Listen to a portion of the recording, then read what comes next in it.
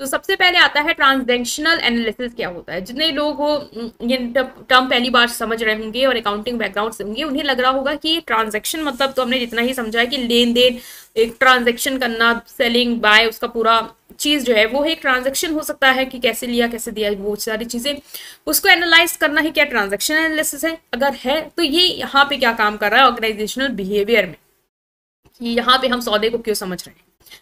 तो transactional analysis ऐसा नहीं है। ट्रांजैक्शनल एनालिसिस एक साइकोलॉजिकल थ्योरी है, मतलब कि एक साइकोलॉजिकल थ्योरी है जो हमें अंडरस्टैंड करने में हेल्प करती है कि how people communicate and interact with each other.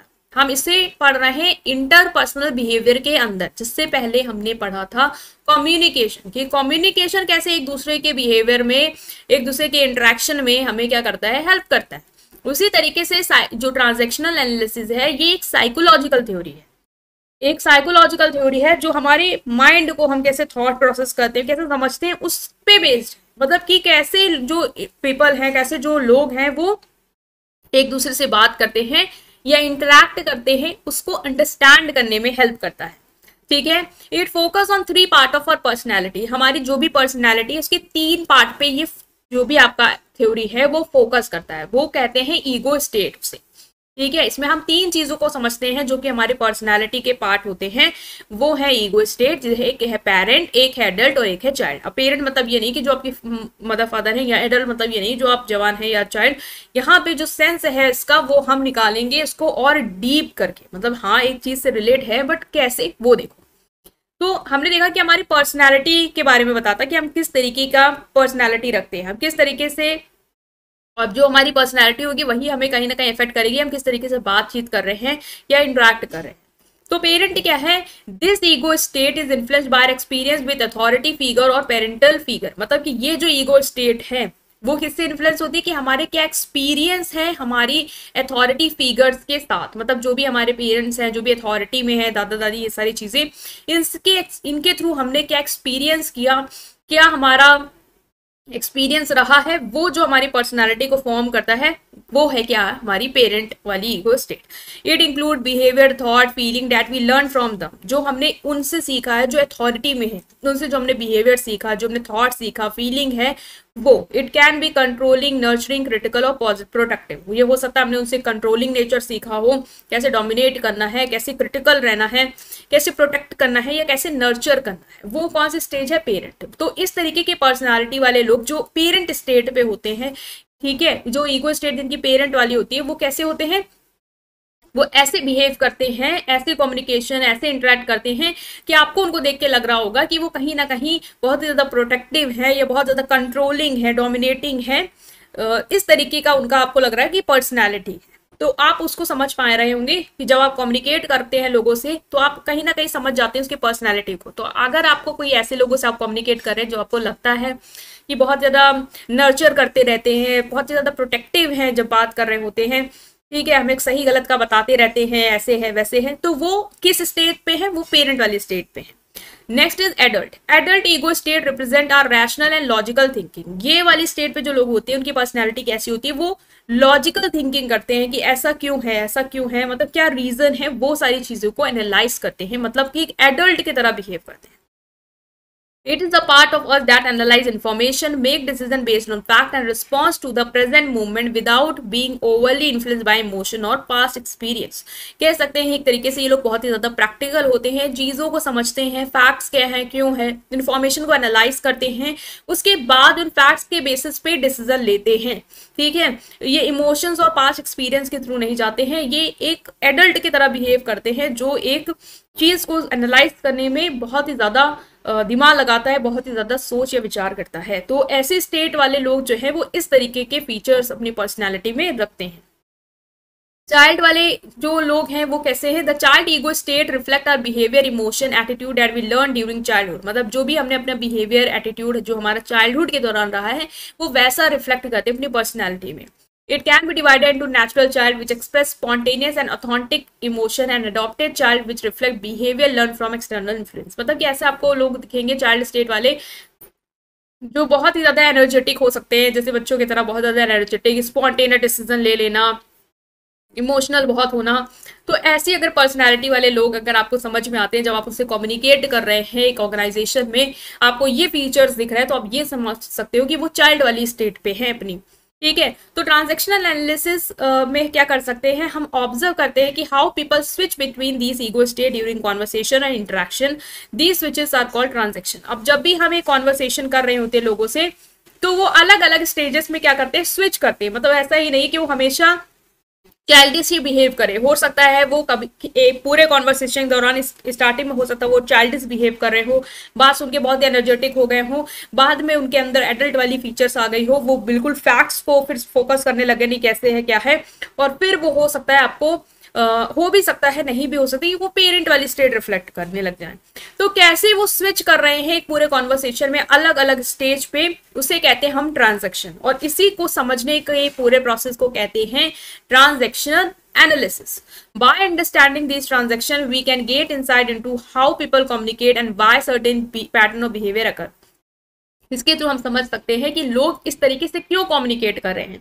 अगर कोई इस तरीके से कम्युनिकेट कर रहा है जो आपको लग रहा है कि बड़ा चाइल्डिश है, तो आप समझ सकते हैं कि वो इस ईगो स्टेट में ही है।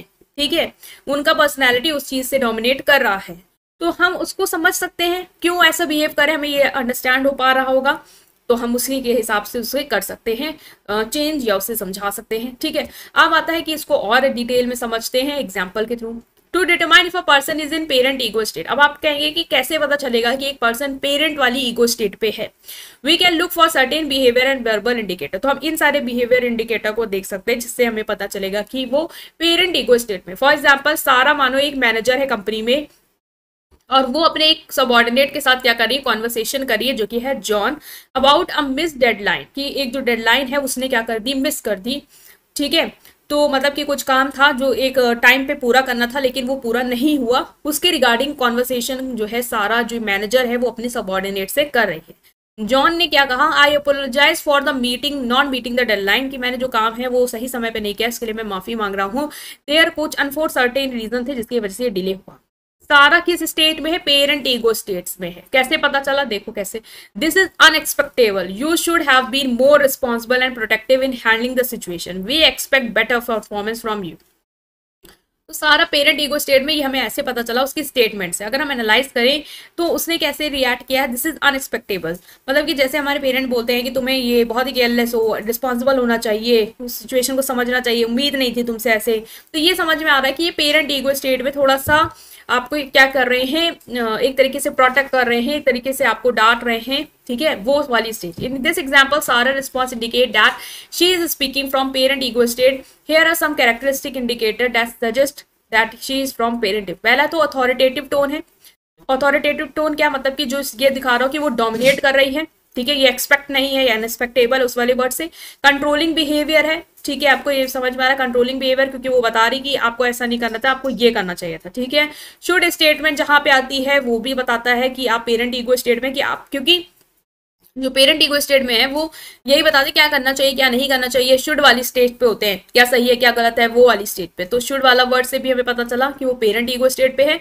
और नेक्स्ट जो है वो है क्रिटिकल और judgemental language. She express her dissatisfaction by criticising John performance, implying that she has not messed her expectation. और जो पेरेंट ईगो स्टेट में होते हैं वो पेरेंट की तरह ही बिहेव करते हैं, क्रिटिकल जजमेंट दे देते हैं कि आपसे ये उम्मीद नहीं थी। तो इस तरीके से हमें समझ में आया कि पेरेंट ईगो स्टेट जो है वो क्या होती है। अगर आपको एक ऑर्गेनाइजेशन में एक एम्प्लॉय है वो इस स्टेट में है, वो कैसे पता चलेगा। ठीक है, नेक्स्ट एग्जाम्पल हम देखेंगे कैसे पता चलेगा एक पर्सन चाइल्ड वाली ईगो स्टेट में। जैसे टॉम और सारा फ्रेंड्स है, वो लोग कुछ अपकमिंग वेकेशन के बारे में डिस्कस कर रहे हैं कि कैसे प्लान करना है। टॉम कहता है, I am so excited about the vacation, I can't wait to explore new plan and adventure activities. Sara, me too, I am going to be so much fun, I am going to be hiking, swimmer in the blue water, ये सारी चीजें। तो इससे बता रहे हैं कि दोनों लोग क्या है, एक चाइल्ड वाली ईगो स्टेट में है कि इतनी ज्यादा एक्साइटमेंट, फन, इन सारी चीजों को लेके वो कर रहे हैं। ऐसा नहीं है कि वो पेरेंट वाली ईगो स्टेट में होकर अथॉरिटी दिखा रहे हैं, डोमिनेट कर रहे हैं, जजमेंट दे रहे हैं, क्रिटिकल, ऐसा नहीं है। इंथुसियास्टिक टोन आपको देखने को मिलेगी जो इस स्टेट में है।